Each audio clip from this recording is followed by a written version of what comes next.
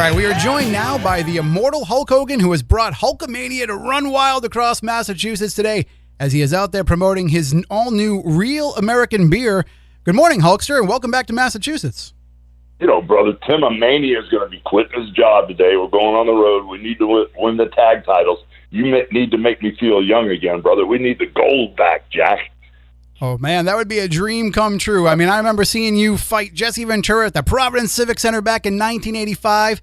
You ended up losing by DQ. You kept the title, but I still haven't forgiven Jesse to this day for that. Oh, man, Jesse's a piece of work, that's for sure, brother.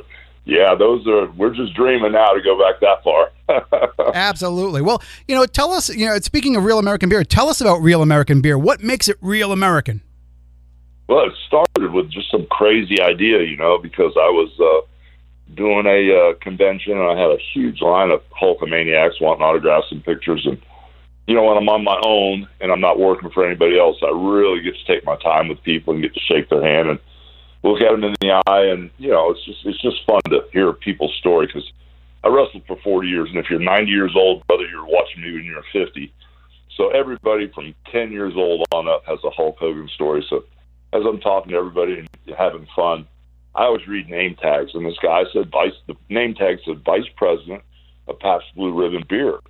And I just lit up and said, oh, my God, my dad used to drink that beer. My dad passed away many years ago, but I remember him pouring the Pabst Blue Ribbon in the glass and then putting salt in it, because he was always dehydrated because he worked construction outside all day here in Florida. So, I said, oh, that's my dad's beer that you guys are making. He goes, well, Hulk, have you ever thought about endorsing any beer products? I said, no, because, the training, prayers, vitamins, that mantra, for Hulk Hogan, it didn't fit in, the whole thing there. Yeah. But now that I'm having wrestled for about 20 years, I said, I saw how Bud Light crashed and burned with a marketing plan. And I mean, this is what I do.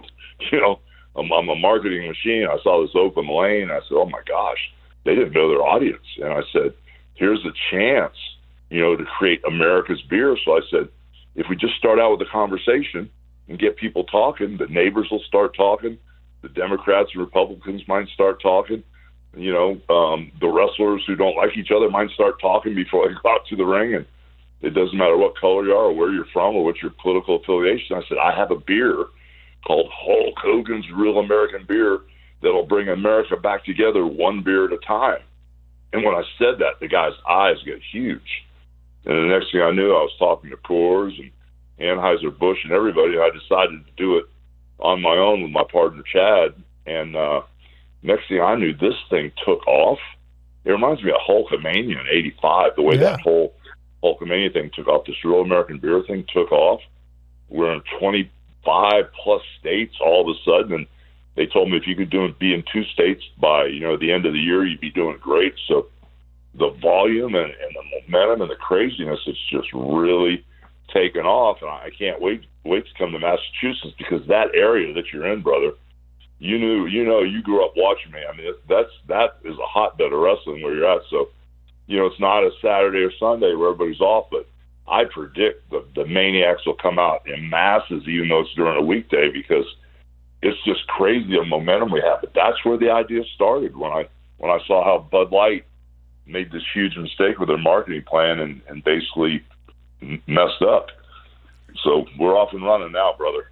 Well, you talk about wrestling in Massachusetts, and certainly, the beer kind of relates to Massachusetts as well, because here in Massachusetts, we're a state that has Democrats, that has Republicans, that has people of all different walks of life, but everybody around here still has that blue-collar mentality. They all like to sit down over a nice cold beer at the end of the day, and here you are giving them something that not only satisfies that, but also is creating those conversations and getting us back to what makes us all friends and neighbors in the first place.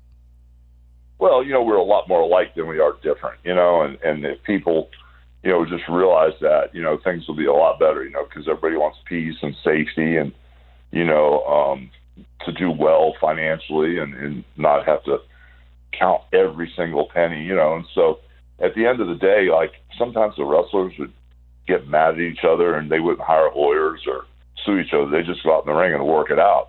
Well, for me, I'd rather sit down and drink a beer and talk about it if I accidentally hurt you or something like that. So, that's where the idea came from. And I really feel that it doesn't matter what you believe politically. I really think that we all want the same thing. We all want safety and, love for our families and success. And I think we're on track, So the beer has made a crazy statement, and it's brought a lot of people together, and we're just having fun with it too. It's taken off a lot faster than I thought it ever would. It's really amazing. You were recently local here a few weeks ago promoting the beer, and you actually received a key to the city of Fall River while you were here. And I've got to ask you about that because I know you have an interesting history with the city of Fall River in your wrestling career. Yeah, it's really weird because when I started wrestling in '77, I ended up in New York in 1978. I used to work for Vince McMahon Sr., not the Vince McMahon you see on TV today, but the original Vince McMahon who promoted boxing in the original Madison Square Garden and stuff. So I went to work for him, and I had a couple of years there, and all of a sudden I was supposed to go to Charlotte. I wrestled in Fall River that night. I was supposed to drive all night long in my car from Fall River to be at TV at noon in Charlotte for the Jim Crockett promotion. And, they told me, gave me directions and stuff. We didn't have computers or cell phones or anything back then. And I said, well, wait a minute, guys. Chief Jay Strongbow was the agent that night in Fall River. I said, Chief, I told Vince Sr. that I'm not going to Charlotte tomorrow. I'm going to L.A. to make a movie. He goes, well, you better call Caesar, which meant call Vince Sr. So I called Vince Sr. up and I said, Vince, I told you I'm going to go out and do that Rocky movie, and I'm not going to do TV in Charlotte. And he goes, if you do that, you're fired and you'll never work here again. I went, okay, well, I guess I'm fired. And so I flew out to L.A. That was my last night with the WWF. So I was fired, and I didn't wrestle there for many years. I ended up wrestling in Japan and 3 years in Minnesota. And then next thing I know, I've got Vince McMahon Jr., his son. He's the Vince McMahon everybody knows nowadays. He took over the company, and I went back and wrestled the Iron Sheik and started that whole Hulkamania run in 1984. But that was the turning point, that Fall River decision. If I hadn't made that decision to make that Rocky movie, it might not have given us that look that took us mainstream.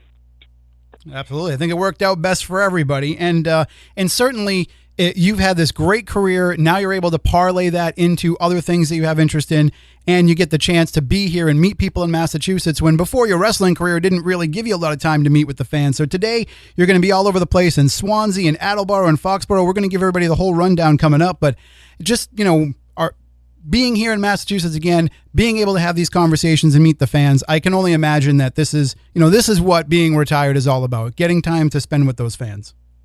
Well, like I said, everybody has a Hulk Hogan story. And I've got a bunch of friends in Somerville and Tewksbury and Quincy and all over the state. So, I wrestled there for over 40 years for you guys. And the one thing I miss more than anything is that old darn Boston Garden. That building had a mystique to it. It was hot as bejesus in the summer, and it was cold as a popsicle in the winter. But the history in that garden, and if I was to get in trouble in that ring and get my butt beat, those fans would try to get into the ring, and it was crazy. I miss that building so much, but I can't wait to see the fans. I can't wait to come back because I've always had a love affair with Massachusetts. It's always been good to me, and the fans are loyal no matter what. And before we let you go, we got to ask you to just, do the gimmick and tell us what's going to happen when fans come out today. Well, you know something, brother. Me and Tim Weisberg, we're going to be running games all over Massachusetts. We got America's brand new beer, Hulk Hogan's Real American Beer. We're going to be bringing America back together one beer at a time. Me and Tim, we're going to do it all, brother. We're going to make the gold. We're going to get the gold. We're going to beat anybody up that doesn't like Real American Beer. So what you going to do when Hulk Hogan and my partner Tim run wild on you, brother? All right. Doesn't get any better than that. Thank you, Hulk Hogan, so much. Best of luck with everything. We look forward to having a beer with you. Yeah, you guys have a good day, brother. Thank you.